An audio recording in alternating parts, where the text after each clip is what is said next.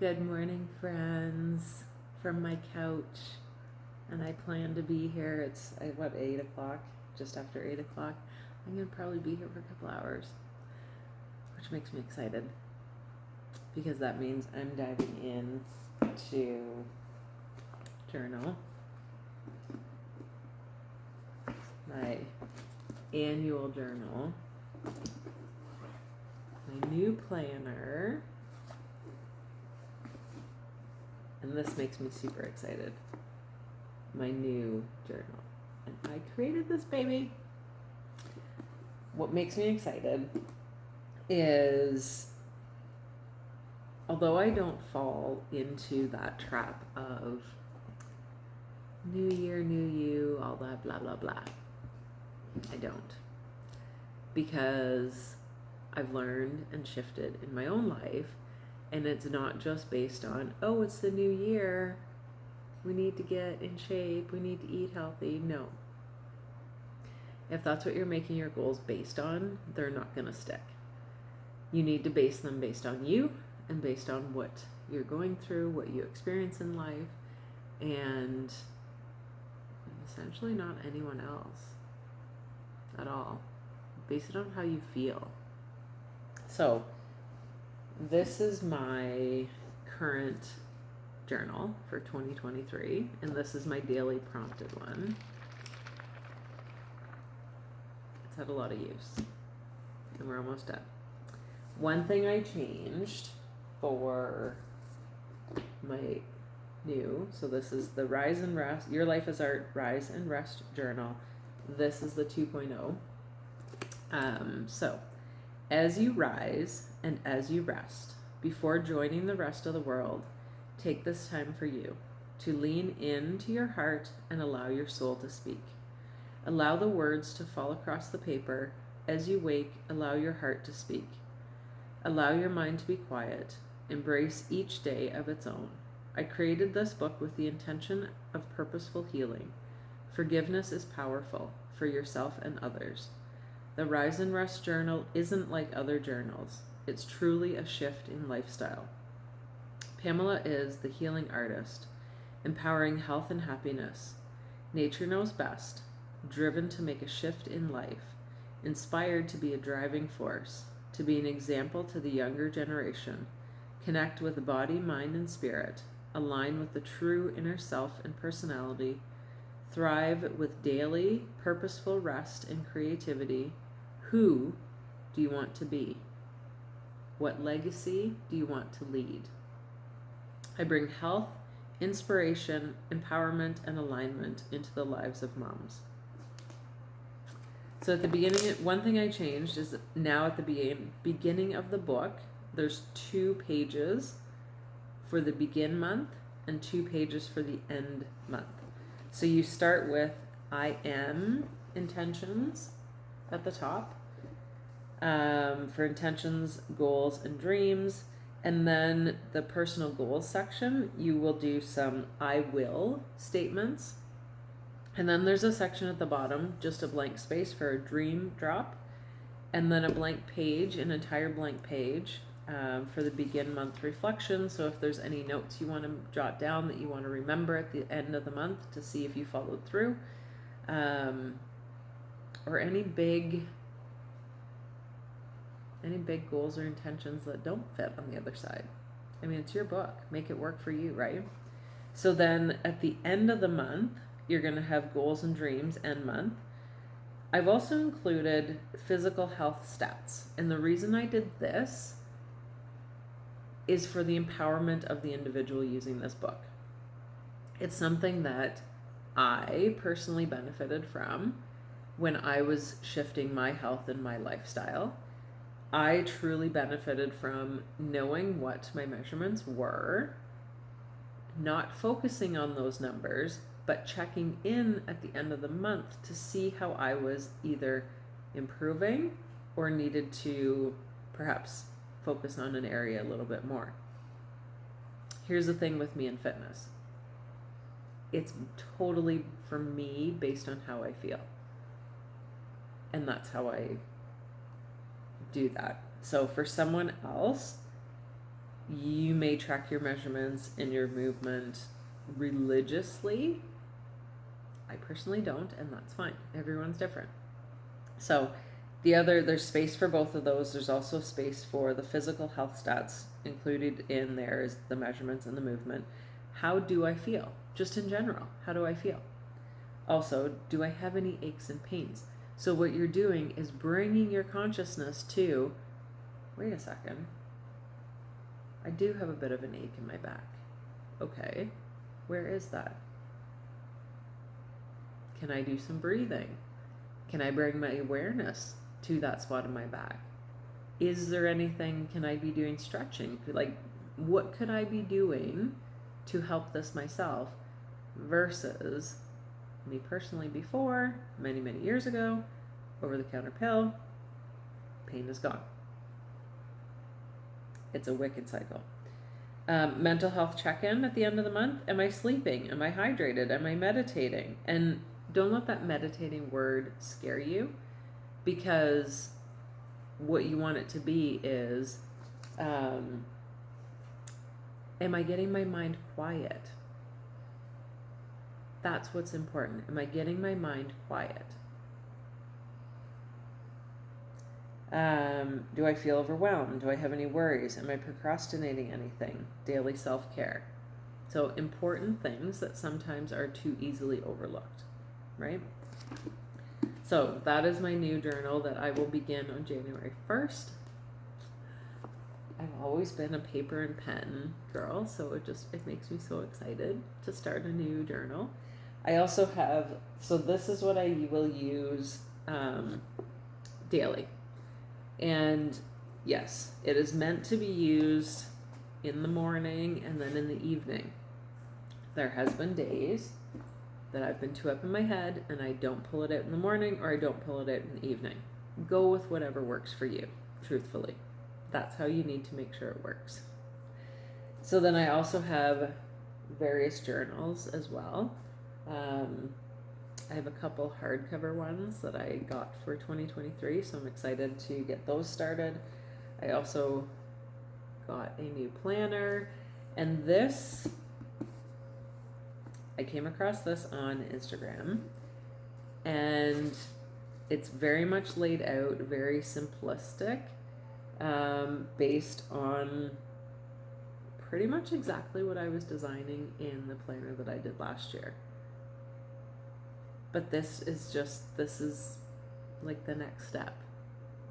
Like I was almost there and I saw this and I was like, wow, there it is. There it is. It's got time blocking, which I had in mind. It's a 1-year planner, which for me is important. I don't want to have like 2 6-month planners or 4 3-month planners. To me, that just does not make sense in my world. I wanted to make sure it had a calendar. It has not a page for every day, which is fine. But I can see a week at a glance. I've got great bullet points and layouts. So I'm excited to try this. And which is awesome is it actually starts this week. So I'm getting started with it this week, which is very cool. I've got the diffuser going with a grape blend. And this is one thing that is a non-negotiable every day. When I start my day at work, as soon as I get in, this is what I do. I start the diffuser. And I've noticed when I do that at home as well, it just sets the tone for the day, whatever that might be. So today we've got rosemary, clove, copaiba, Douglas fir, and red mandarin. So I really like to finish off any diffuser blend with citrus. I love citrus. It's very calming for me, calming and energizing. So that's what I finished it with, was the red mandarin. Rosemary is the oil of knowledge and transition. Clove is the oil of boundaries. Copaiba is the oil of unveiling. Douglas fir is the oil of generational wisdom. And then red mandarin, which is the oil of childlike perspective. which is also awesome, especially today when I'm doing some personal care and focusing on myself at home. So I wanted to make sure that I had some oils in there that were intuitively calling to me. And then I called out for a citrus and was specifically thinking of the childlike perspective because I definitely wanted to pull that in. And that's when I remembered about the red mandarin. So I am a little bit stuffy at this exact moment. I'm finding it really, really challenging to eat anywhere except home or my parents. Ate out yesterday, literally like combed through the menu and ingredients online to see what I'd be facing, what could I eat. Unfortunately, there's always going to be something hidden. And as we were sitting there, I said to my husband and son, I need to open my own restaurant, which has all the foods that I can eat, which then made me laugh because I was like, that's just take me to my kitchen. Take me to my kitchen. I have bread. I have wraps. I have cheese. I have not tomato sauce, but my version of tomato sauce with red pepper sauce. I can do it all. But yes, that means doing it.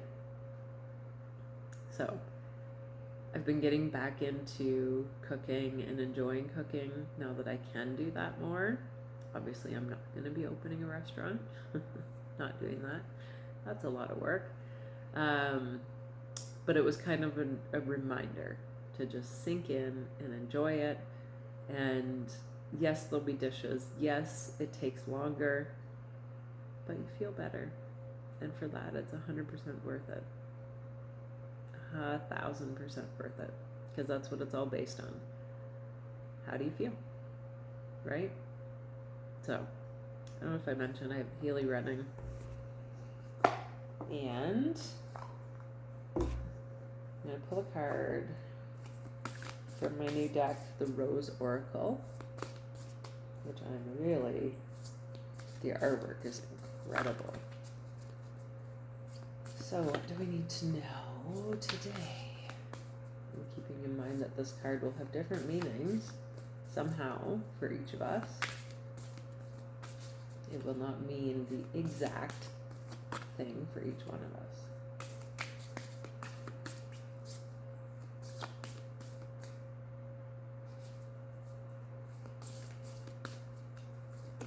Oh, there she is. The Sacred Waters. Nourishment. Oh, this is my day today. The Sacred Waters. Nourishment, replenishment, health, rest, and self-care. And there you go, my friends. There you go. So I hope today that you can get some of that into your life, whatever that may mean. I have a chakra reading this morning at 11 too, which I'm so excited. 120.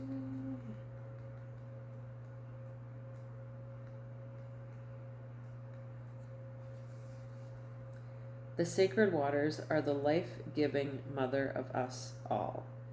Her healing waters replenish us and give us life.